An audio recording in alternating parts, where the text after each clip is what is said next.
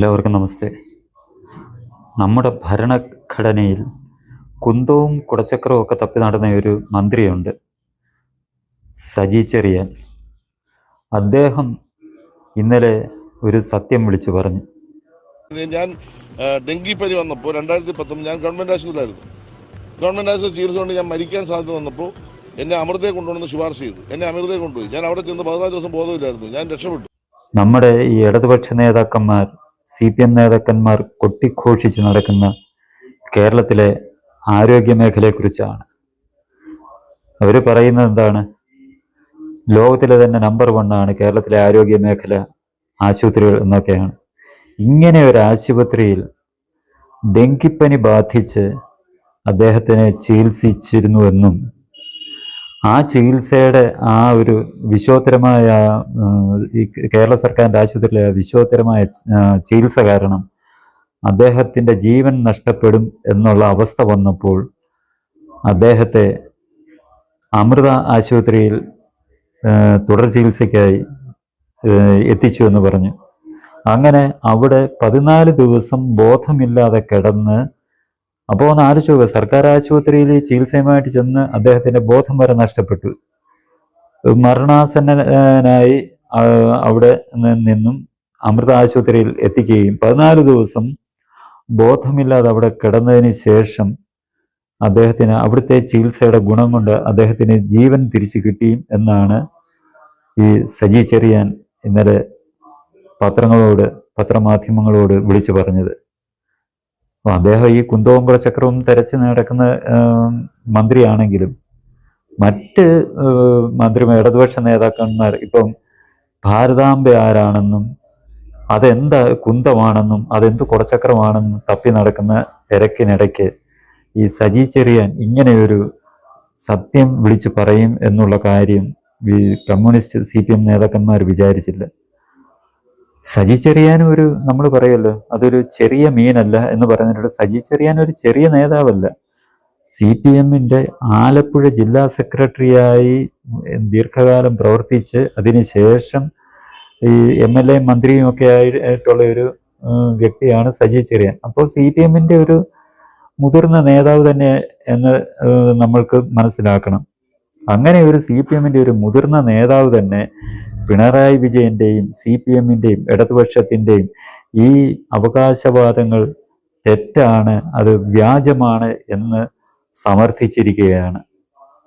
അപ്പോൾ ഇതുവരെ ഈ കേരളത്തിലെ സാധാരണ ജനങ്ങളെ CPM ഓരോ കാര്യവും പറഞ്ഞ് പറ്റിച്ചുകൊണ്ടിരുന്നത് എങ്ങനെയാണ് എന്നുള്ളത് ഈ സജി ചെറിയാൻ്റെ വാക്കുകളിലൂടെ നമ്മൾക്ക് മുന്നിൽ തുറന്ന് കാട്ടിയിരിക്കുകയാണ്. അപ്പോൾ പിന്നെ ഇവർ കേരളത്തെ നമ്പർ 1 ആക്കിയത് ഏത് രംഗത്താണ്? അതിനെക്കുറിച്ച് നമ്മൾ ചിന്തിക്കണം.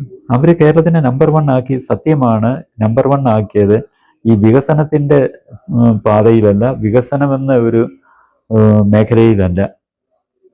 അവർ കേരളത്തെ നമ്പർ 1 ആക്കിയത് കടക്കണിയുടെ രംഗത്ത് കേരളത്തെ അവർ നമ്പർ 1 ആക്കി.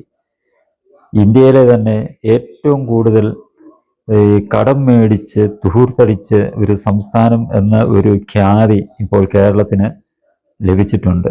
അതിനുള്ള ഈ നമ്മുടെ രാജ്യത്തൊരു അവാർഡ് ഏർപ്പെടുത്തിയാൽ അതിന് ഫസ്റ്റും സെക്കൻഡും തേർഡും, അതായത് 1ാം സ്ഥാനവും 2ാം സ്ഥാനവും 3ാം സ്ഥാനവും കേരളം തന്നെ അടിച്ചു മാറ്റും, അവർ നേടും എന്നുള്ളതിൽ ഒരു തർക്കവുമില്ല. അതേ രീതിയിൽ ആ ഒരു മേഖലയിൽ മാത്രം, ആ ഒരു രംഗത്ത് മാത്രം കേരളം ഇപ്പോൾ നമ്പർ 1 ആയി നിലകൊള്ളുകയാണ്. ഇവിടെ വ്യവസായമില്ല, ആരോഗ്യ മേഖല പാടെ തകർന്നു, വിദ്യാഭ്യാസ രംഗം അതിനെക്കാട്ടി വലിയ രസം. ഇവർ പറയുന്നത് വിദ്യാഭ്യാസ രംഗം കാവ്യവൽക്കരിക്കാനുള്ള ശ്രമത്തിനെതിരെ അവർ ശക്തമായി പോരാടും എന്നാണ് പറയുന്നത്. എന്ത് കാവ്യവൽക്കരണം? കാവ്യവൽക്കരണം എന്ന് ഇവർ ഉദ്ദേശിക്കുന്നത് എന്താണ്? ദേശീയ ബോധം ജനങ്ങളിൽ വളർത്തുന്നതാണ് കാവ്യവൽക്കരണം എന്ന് ഇവർ കരുതുന്നു എന്നുണ്ടെങ്കിൽ ആ കാവ്യവൽക്കരണം തന്നെ ഇവിടെ നടപ്പാക്കിയിരിക്കും എന്നുള്ള കാര്യം ഇവർ മനസ്സിലാക്കണം. കാരണം ഇന്ത്യക്ക് ഇവരുദ്ദേശിക്കുന്ന രീതിയിൽ ഇന്ത്യയിലെ ജനങ്ങളെ, അല്ലെ കേരളത്തിലെ ജനങ്ങളെ ദേശീയ ബോധത്തിൽ നിന്ന് അടർത്തി മാറ്റി ഭാരതത്തിൻ്റെ മറ്റ് മറ്റ് സംസ്ഥാനങ്ങളിൽ നിന്നും മറ്റു ഭാഗങ്ങളിൽ നിന്നും വേർപെടുത്തി മാറ്റാം എന്നുള്ള ഒരു ചിന്ത ഇവരുടെ ഉള്ളിലുണ്ട്.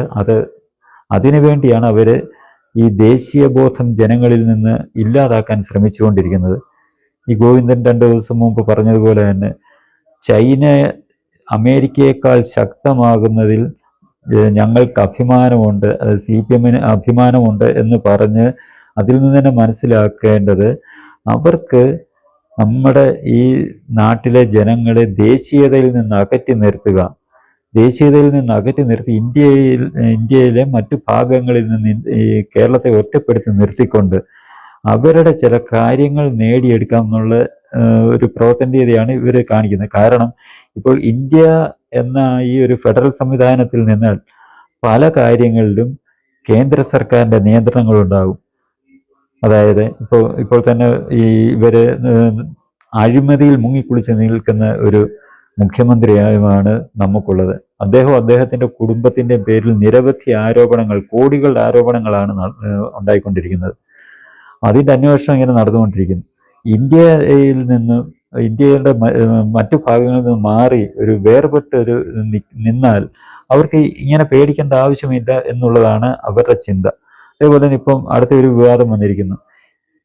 പാകിസ്ഥാന് വേണ്ടി ചാരപ്രവൃത്തി നടത്തിയ ജ്യോതി മൽഹോത്ര എന്ന ആ യുവതിയെയാണ് കേരള സർക്കാർ ഇവിടെ ടൂറിസം പ്രൊമോഷന് വേണ്ടി കൊണ്ടുവന്ന് 75 ലക്ഷത്തിൽ കൂടുതൽ രൂപ ചെലവാക്കി കൊടുത്ത് ഇവിടെ കൊണ്ടുവന്ന് സർക്കാരിൻ്റെ ടൂറിസം വകുപ്പിൻ്റെ കാര്യങ്ങളെല്ലാം ഏൽപ്പിച്ചതും അവരെ കൊണ്ട് ചെയ്യിച്ചതും. ഇത് തന്നെ എന്താണ് നമ്മൾ ചൂണ്ടിക്കാണിച്ചു തരുന്നത്?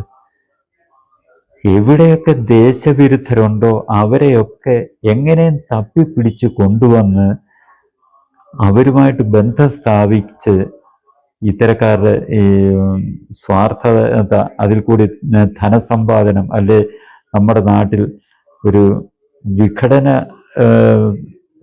വാദ തലത്തിലേക്ക് നമ്മുടെ ഈ നാടിനെ എത്തിക്കുക എന്നുള്ള ഒരു ഉദ്ദേശമാണ്. എവിടെ ഒരു രാജ്യവിരുദ്ധരുണ്ടോ അവരെയെല്ലാം ഈ സർക്കാരുമായിട്ട് ബന്ധപ്പെട്ട്, അത് CPM-ആയിട്ട് ബന്ധപ്പെട്ട ആൾക്കാർ തപ്പിപ്പിടിച്ചുകൊണ്ടെന്ന് ഓരോ ചുമതല അവരെ അങ്ങ് ഏൽപ്പിക്കുകയാണ് ചെയ്യുന്നത്. അതുതന്നെയാണ് ജ്യോതി മൽഹോത്രയുടെ വിഷയത്തിലും സംഭവിച്ചിരിക്കുന്നത്. ഇവർക്ക് എന്നിട്ട് ന്യായം പറയുന്നുണ്ട്, ഇവർ ചാരപ്രവർത്തകയാണെന്ന്, ചാരപ്പണി നടത്തുന്നുവെന്ന് അറിയുന്നതിന് മുമ്പാണ് ഞങ്ങൾ അവരെ ഈ തൊഴിലേൽപ്പിച്ചതെന്നാണ് പറയുന്നത്. അത് നമ്മൾ എങ്ങനെ വിശ്വസിക്കാൻ പറ്റും? കാരണം ഇവര് ഈ പിടിക്കപ്പെടുന്നതിന് മുമ്പ് തന്നെ ഇവരെക്കുറിച്ച് നമുക്ക് ഉള്ള റിപ്പോർട്ടുകൾ പുറത്തു വരുന്നു. ഇവർ നിരവധി തവണ പാകിസ്ഥാൻ സന്ദർശിക്കുകയും പാകിസ്ഥാനിലെ ബന്ധപ്പെട്ട സൈനിക ഉദ്യോഗസ്ഥരുമായിട്ട് ഇവർ കറങ്ങി നടക്കുകയും ഇന്ത്യയിലെ പാകിസ്ഥാൻ ഹൈക്കമ്മീഷനിലെ ഉദ്യോഗസ്ഥനുമായിട്ടുള്ള ഇവരുടെ ആ ചങ്ങാത്തവും ബന്ധവും എല്ലാം ഇപ്പോൾ പുറത്തു വരുന്നുണ്ട്.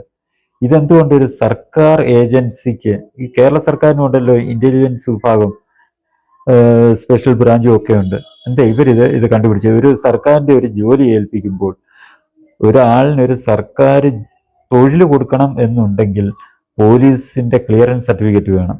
പോലീസ് അവനെക്കുറിച്ച് അന്വേഷിച്ച് അവൻ്റെ പേരിൽ എന്തെങ്കിലും കേസുണ്ടോ ആരോപണങ്ങളുണ്ടോ എന്നൊക്കെ തേടി പിടിച്ചതിന് ശേഷമാണ് ഒരാളിന് ഒരു സർക്കാർ ജോലി കൊടുക്കുന്നത്. അങ്ങനെയുള്ളപ്പോൾ ഇങ്ങനൊരു സർക്കാരിൻ്റെ ഒരു കോൺട്രാക്റ്റ് അല്ലെ തൊഴിൽ കൊടുക്കുമ്പോൾ അവരെക്കുറിച്ച് എന്തുകൊണ്ട് അന്വേഷിച്ചില്ല എന്ന് പറഞ്ഞാൽ നമ്മൾ വിശ്വസിക്കാൻ നമുക്ക് കഴിയുകയില്ല. ഇവരെല്ലാം അറിഞ്ഞുകൊണ്ട് തന്നെ, ഇവരെക്കുറിച്ച് ഈ ജ്യോതി മൽഹോത്രയെക്കുറിച്ച് ഉള്ള എല്ലാ കാര്യങ്ങളും അറിഞ്ഞുകൊണ്ട് തന്നെയാണ് ഈ തൊഴില് ഈ മുഹമ്മദ് റിയാസ് എന്ന മന്ത്രി, പിണറായി വിജയന്റെ മരുമകനായ മുഹമ്മദ് റിയാസ് ഏൽപ്പിച്ചത് എന്ന് തന്നെയാണ് കേരളത്തിലെ നല്ലൊരു ശതമാനം ജനങ്ങളും വിശ്വസിക്കുന്നത്. അങ്ങനെ വിശ്വസിക്കാത്ത ഒരു കൂട്ടരെന്ന് പറഞ്ഞാൽ വെറും അന്തംകമ്മികളായിട്ടുള്ള കുറേ ആൾക്കാരുണ്ട്. ഇവർ പറയുന്നത് വേദവാക്യം എന്ന് കരുതുന്നവരാണ്. കാരണം ഈ ഭാരതത്തെക്കുറിച്ച് അഭിമാനിക്കുന്നതിന് പകരം ചൈന ശക്തമാകുന്നതിലാണ് ഞങ്ങൾക്ക് അഭിമാനമെന്ന് പറഞ്ഞപ്പോൾ അതിനെ കൈയടിക്കാനും അതിന് നെഞ്ചേറ്റി നടക്കുന്ന ഒരു വിഭാഗം നമ്മുടെ ഈ ഈ അന്തംഗം ഈ കൂട്ടത്തിലുണ്ട്. ഇതിനെ അവർ അംഗീകരിക്കും. അല്ലെ പിന്നെ ഈ റിയാസ് പറഞ്ഞാലും മുഹമ്മദ് റിയാസ് പറഞ്ഞാലും ആര് പറഞ്ഞാലും അംഗീകരിക്കും. പക്ഷെ നല്ലൊരു ശതമാനം ജനങ്ങളും രാജ്യസ്നേഹികളായിട്ടുള്ള ജനങ്ങൾ ഇവർ പറയുന്ന ഈ കാര്യങ്ങളൊന്നും അവർ വിശ്വസിക്കത്തില്ല എന്നുള്ള കാര്യം ഇവർ മനസ്സിലാക്കുന്നത് ഇവർക്ക് നല്ലത്.